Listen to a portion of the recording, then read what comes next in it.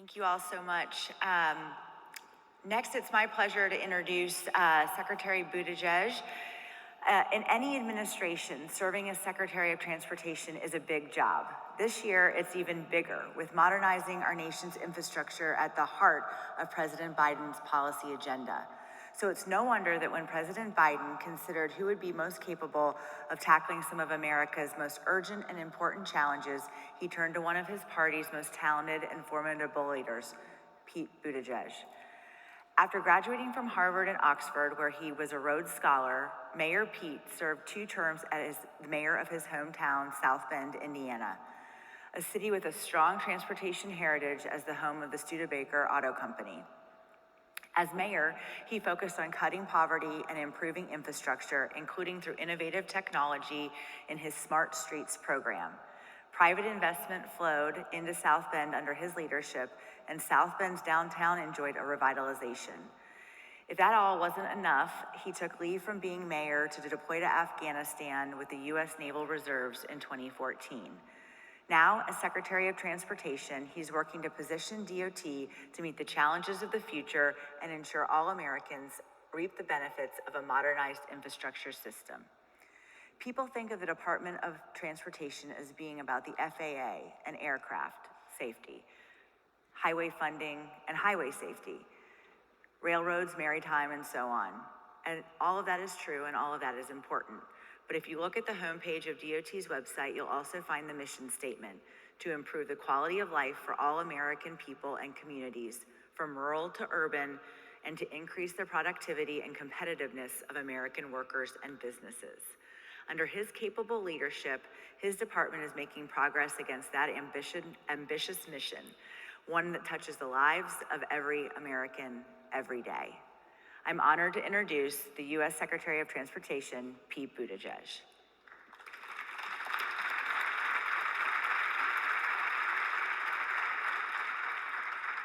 Well, thanks so much, Tori, and I want to thank everyone with the U.S. Travel Association for the chance to speak to you and for everything that you were doing.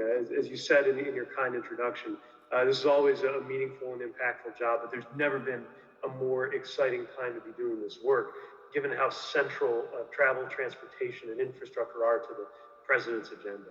At risk of sounding a little romantic about it all, I think travel is fundamental to who we are. It's always been an essential part of the human experience. It's part of personal growth. It's part of how we experience family. It's part of the very foundations of the human experience, and of course, the very foundations of economic growth for communities and for countries. We're talking about the future, I know, at this gathering and in this session, but I do want to take just a minute to recognize how hard this pandemic has been and how much pressure it has placed on travelers, on essential transportation workers, and on our travel industry and every sector that in turn relies on it. And that's part of what spurred the immediate action of our administration. The American Rescue Plan that the president signed in March helped protect jobs in aviation and rail and public transit. It helped restore a dozen long-distance railroad routes. It protected small businesses at airports.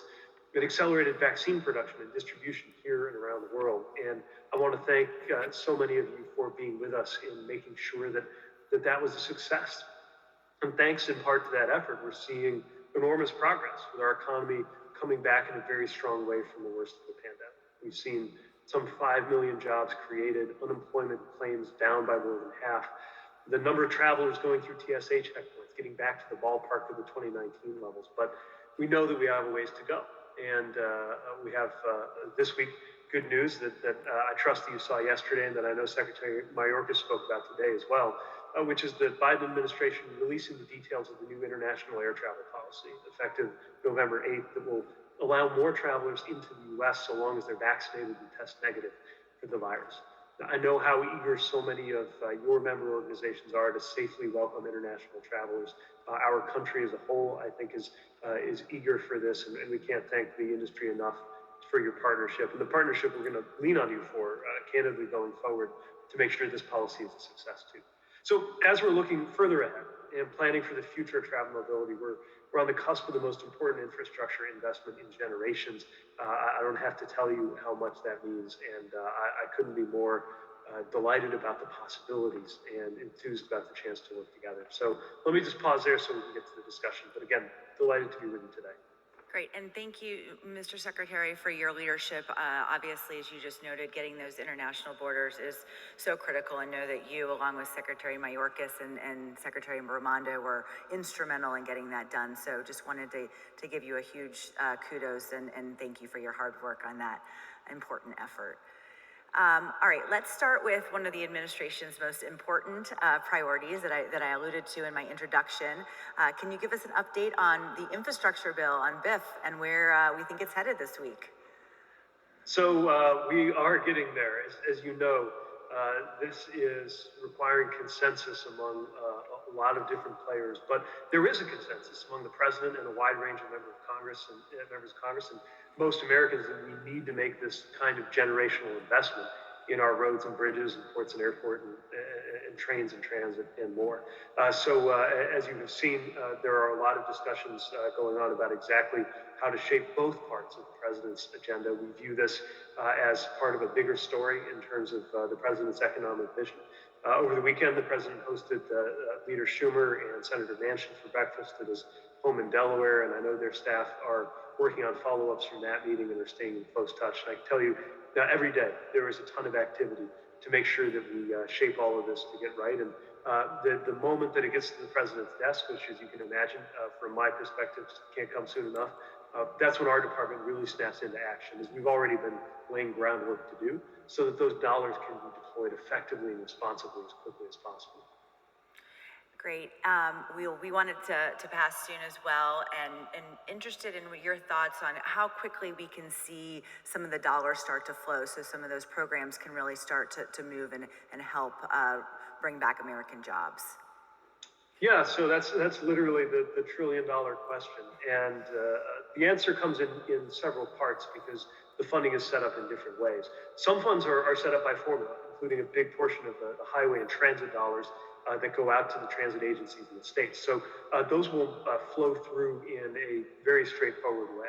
Then you have the discretionary programs, an opportunity to add resources to the ones we have, which I think is very important if you think about our infra grant program, for example, where we put out about $1 billion in awards this year. For every one of those dollars, there's another 7 or so in good applications that would have made a difference. So being able to swell up those programs where, again, we have the mechanics, the plumbing, so to speak, of those programs up and running, flowing more dollars through it is something we can do in relatively short order. Then you have newer programs we're going to have to stand up, and that's where our department will need to draft the program requirements, solicit proposals. That'll take a little bit longer. But safe to say you'll see impact right away, and then we'll continue working to get the other pieces moving. And I do want to emphasize, this is very different from 2009 and the stimulus bill then. This is not simply about stimulus, although we know it'll have an immediate positive economic effect. This is really about the next 10, 20, 50 years of American competitiveness. The work we do in the next few years, I think, really will define the competitiveness of this country and our infrastructure for the rest of our lifetimes. Absolutely.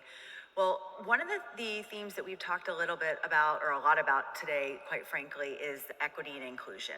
And really want to get your perspective on this vital question on how do we really ensure the future of travel mobility provides access to new innovations and equitable economic opportunity?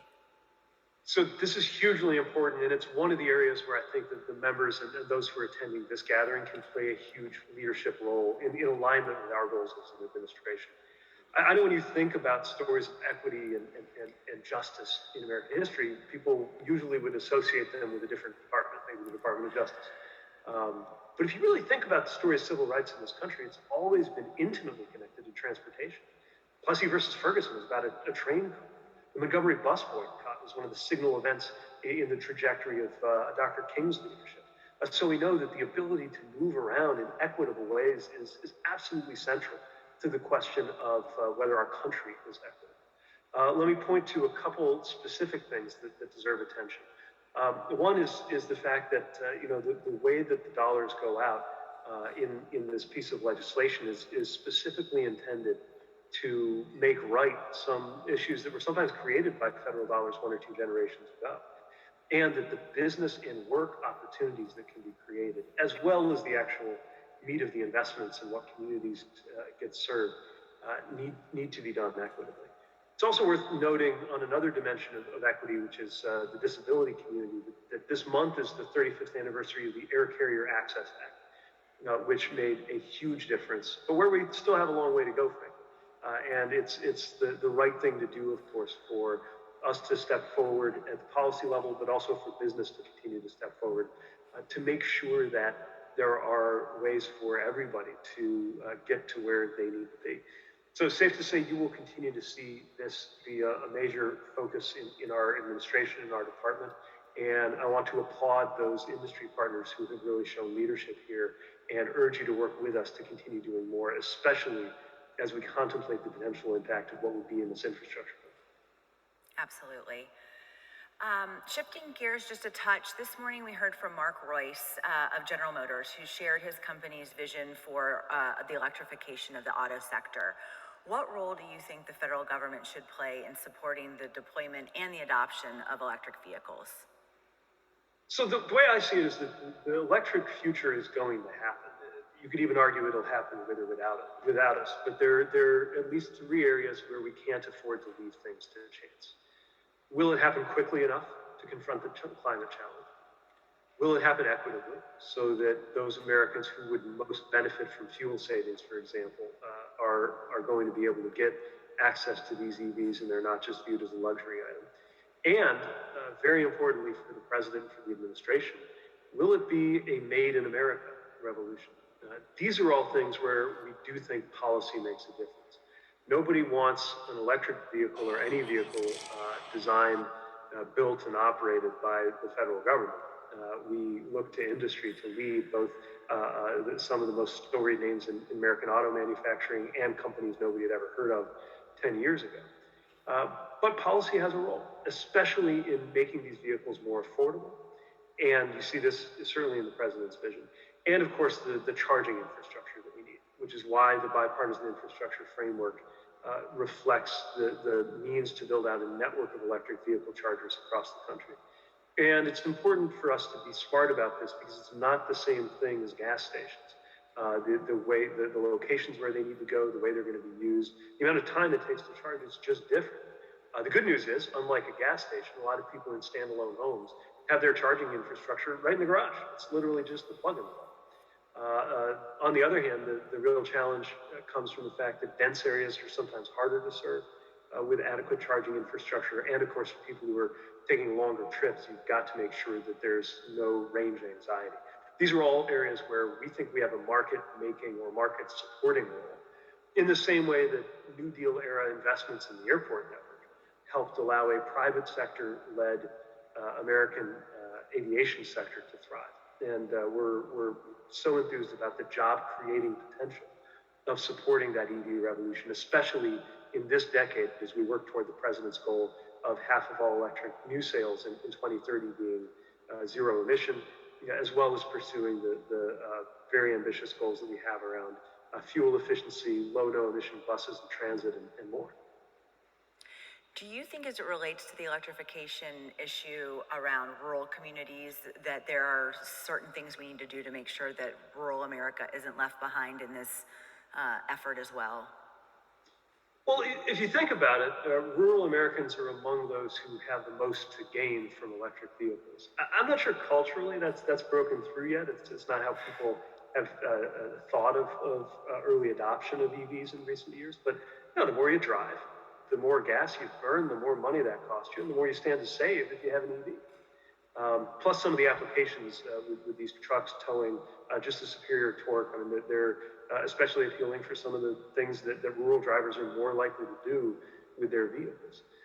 But again, this is where at the policy level, we've got to make sure we're supporting a nationwide network of EV chargers so that rural drivers who are accustomed to driving long distances on a daily basis don't have to think twice about whether they can get to where they need to be.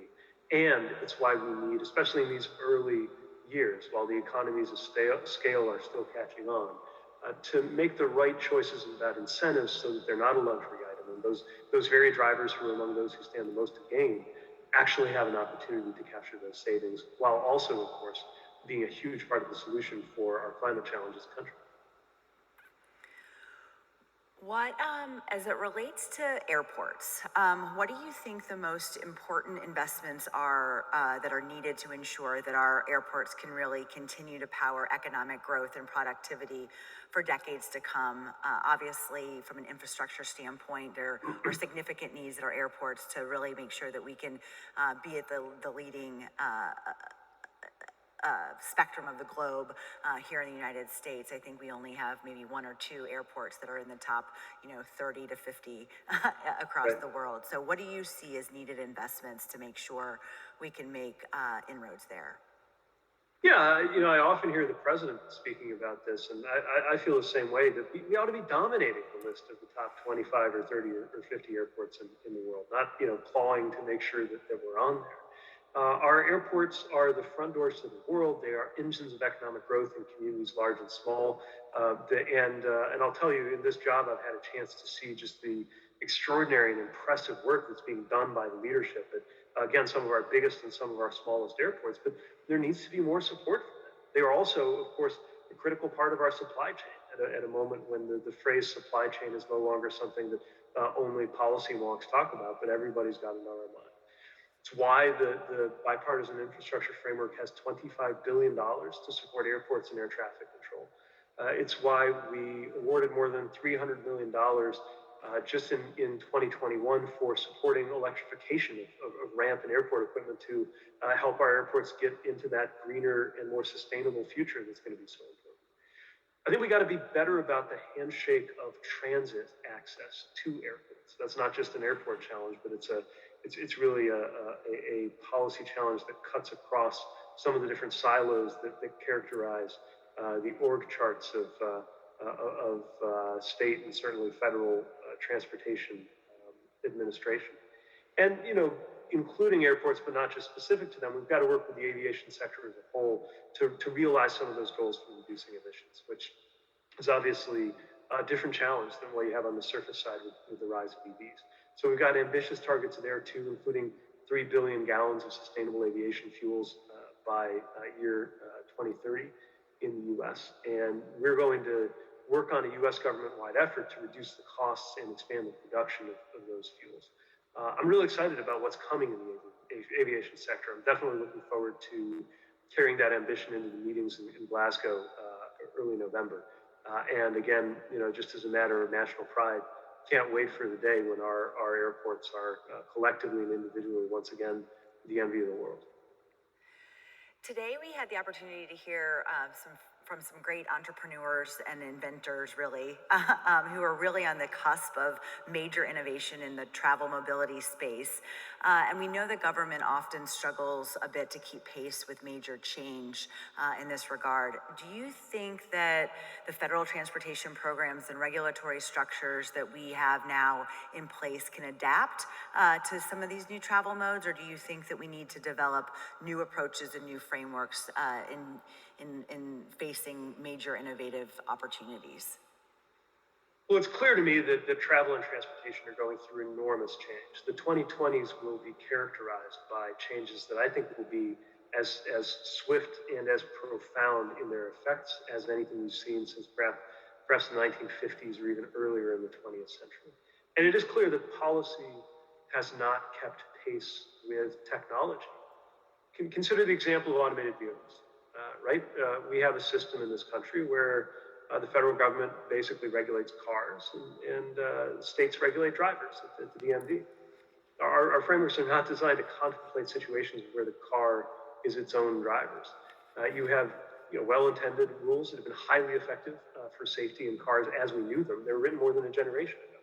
And they prescribe exactly how your rear view mirror or foot pedal ought to work, but they're not really set up for the kinds of designs we're seeing coming out of the AV world. So it is up to the department, I think, and incumbent on the department to work with our stakeholders, agencies and industry, to understand these innovations, to do everything we can to make sure they unfold on a safe basis without placing government in the role of things that need to happen across the private and even academic sectors, that relationship has to be a smooth one, and one where I think we can do a lot. We're not going to, often in the case of basic research, federal funding is absolutely essential for innovations to begin, but once they become marketable, then it's really a matter of making sure that we shape things to be safe and secure, to be environmentally responsible, to unfold in a way that's beneficial for our competitiveness and our economy